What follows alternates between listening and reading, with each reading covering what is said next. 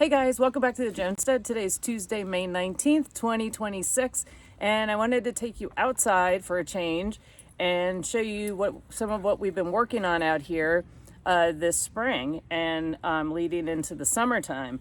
And if you remember, in the fall, I did a thing of garlic here. I've never done it before.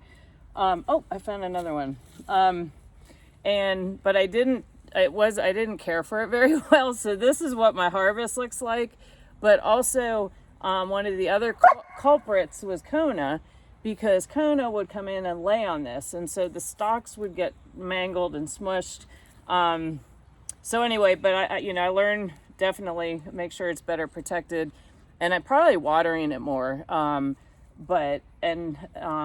not letting Kona destroy it also. So anyway, I just thought I'd show you that. I can't remember what month I did put these in. So I pulled them out because I want to reuse this area. And back there, just today, I put in cucumber seeds.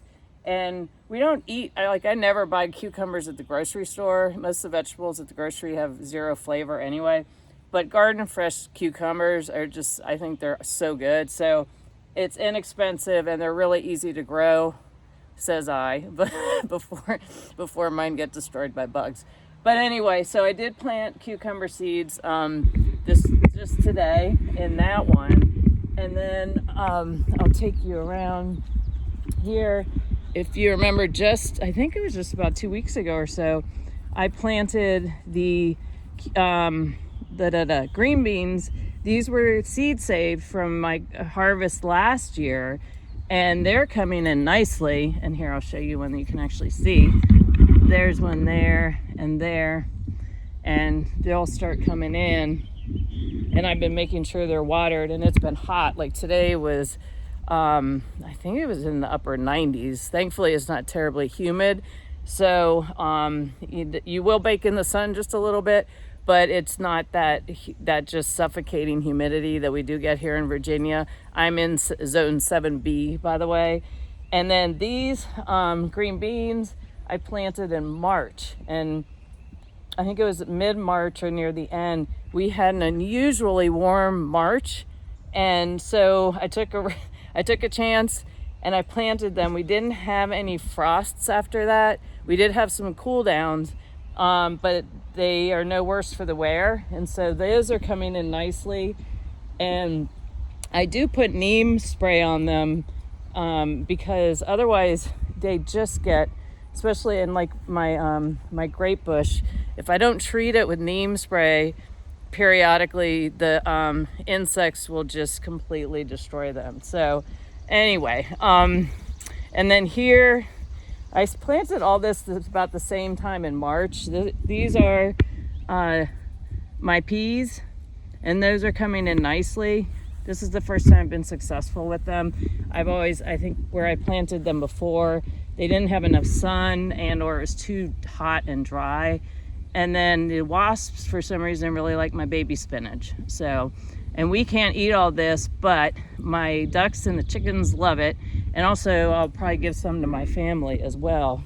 And then here we have, these are carrots that I planted. And then these are potatoes that I did not plant, but I guess we're here from last year.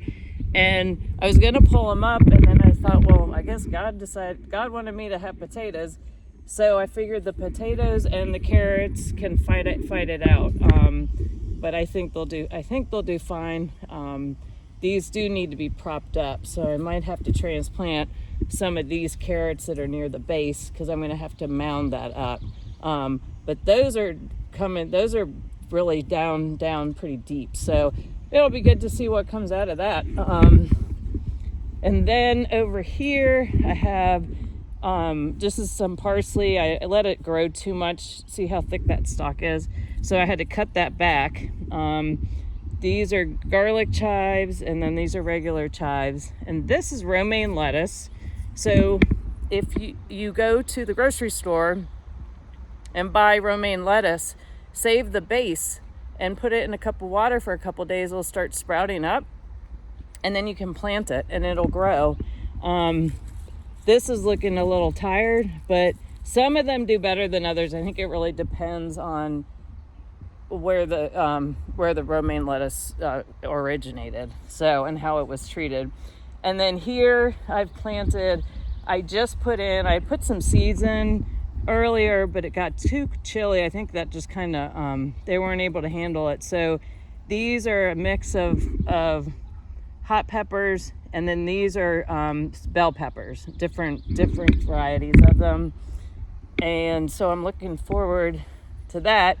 And then I'm also going to, I have this entire bed right here.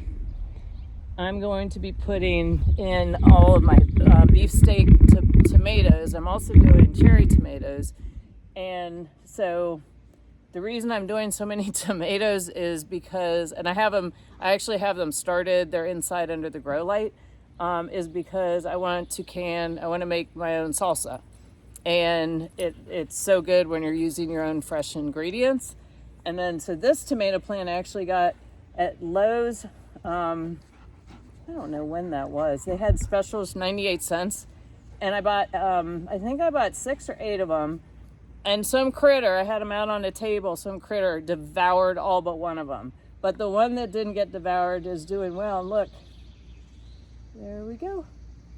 I need to prune that a little bit. And then these are collards that I started, and those are going to be going over, and when I section off an area from the ducks, I'm going to be putting the collards in. I'll probably be planting more collards. But so my next project is going to be putting, getting soil in these 2 beds.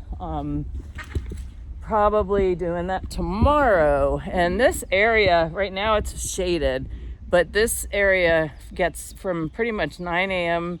to about 3 gets really, really good sunshine on it. So that's why everything's growing so nicely, which is helpful. So, anyway, I had, I guess it was in the spring, I had an apple tree, and then I had these 2 peach trees, and I planted them out front on what I kind of call our front yard, and there's kind of a landing area, and I thought they were going to be able to get a lot of nice sun, and I didn't. I made the mistake also of not putting any kind of deer deterrent on them, and just as all these beautiful little peaches and blossoms were coming on, the next day I came out and half the peaches were gone and the leaves. So they're actually recovering. They're starting to look a lot better. I moved them here to the backyard. They get really good sun here for the most of the day. And I put those around just to keep the dogs, to keep Bo from lifting his leg on my peach trees. So anyway, so here's the other one. So they're doing good. My apple tree out front, I'm not sure about that one. It might just be I have a stick growing out of the ground at this point. But I also have some apple seedlings that are growing in the house, and those are doing really well. And I haven't wanted to bring them out because I don't want them to get devoured by the creatures and the birds. You know, it could be birds, squirrels, a whole variety of whatevers, or even just insects. And so this is where I'm going to put these in. So this is the area over that section over there. I'm going to put a short fence up, and then that's where I'm going to be putting soil and putting in the collard greens over there. And let's see here. And it's been hot. So see how hot they are? So I'm going to give them some frozen peas. See, Foghorn does not like the heat. And then here I have, these are my grapes.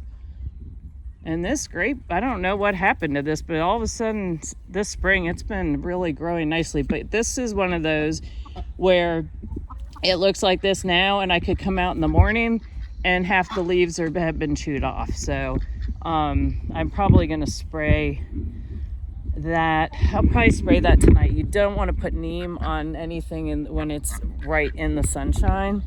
But here. And they love these. And peas are really good, especially for ducks. Ducks really need a lot of niacin, but so do dogs. And so actually when I feed our dogs, I mix green beans with peas. Plus it's hot, so these are frozen. There you go.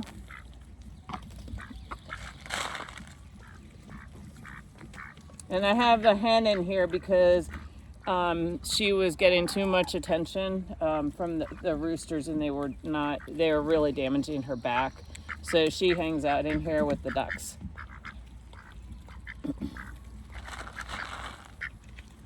There you go. Good stuff. All right, let's move on to these guys. Oh, and then I'll show you all my blueberries.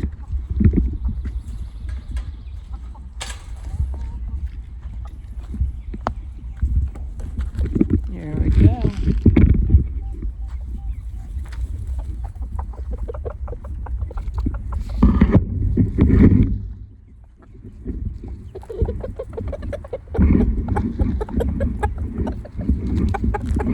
They're the little ones. See that? There they are back there.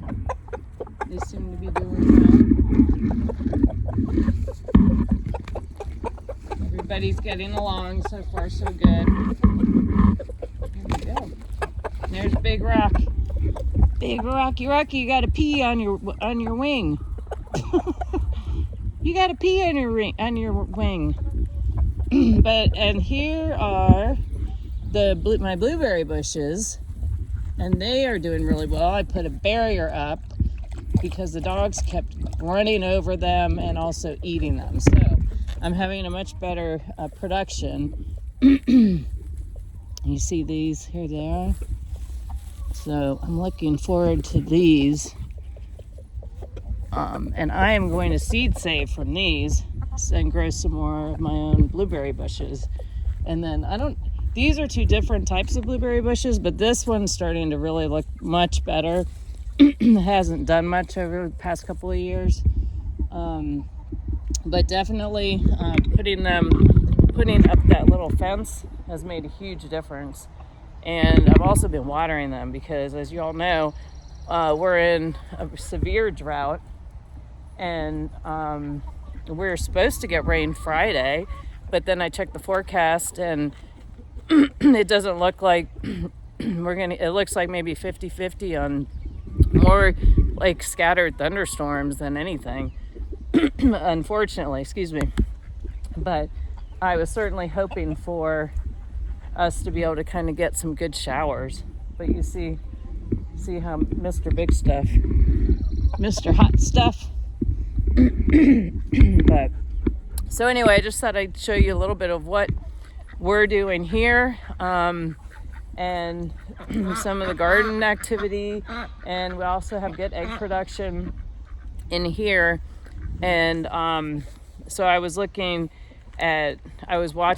some of the news lately, yesterday and today, and we've got now the World Health Organization just finished up a big summit because they need to have lots of meetings and summits about how to save us all. But now they are warning about an Ebola virus, and I saw something that an American has contracted Ebola. And of course, now we have new warnings about the rat virus. What's it called? The hentavirus or something like that. And so you combine that with what's going on in Iran and the ongoing war. I think we're on day 80. And I read this afternoon that the Americans have spent roughly $45 billion more dollars on gas and diesel since the war began, because of the war and the shutdown of the Strait of Hormuz. And this is what happens when it's so dry out here. So we are going to have an energy crisis, and they're going to want to lock people down. And how do you do that? Oh boy, there's another virus coming. And they didn't get the response. They didn't scare enough people with the rat virus. And so now we've got to worry about the Ebola. And on top of that, June 11th, I think, is when World Cup starts. So you've got, I forget how many cities are hosting World Cup soccer games. So we're going to have people coming to the United States from all over the world. And so we have all these, scare tactics going on. And I just think it's a perfect storm. It just seems like it's just setting up to be not an ideal situation. So I don't know, with all of these concerns about the viruses and the energy issues, but particularly the viruses, why are we continuing to host the World Cup soccer? So it should be interesting to see how that plays out. Anyway, but keep preparing, just stay informed, be prepared, not scared, and just keep staying prepared and doing what you can, as we talk about all the time. Make sure you have food put up in the pantry, extra water on hand.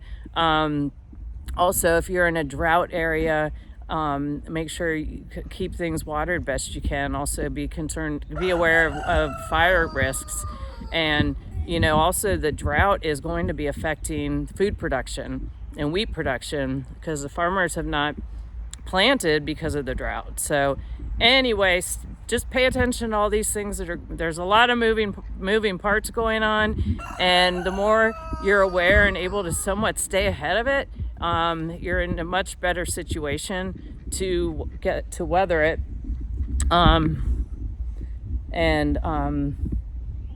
make sure that you're prepared, because the more prepared you are, then you're in a better position to help others who aren't prepared.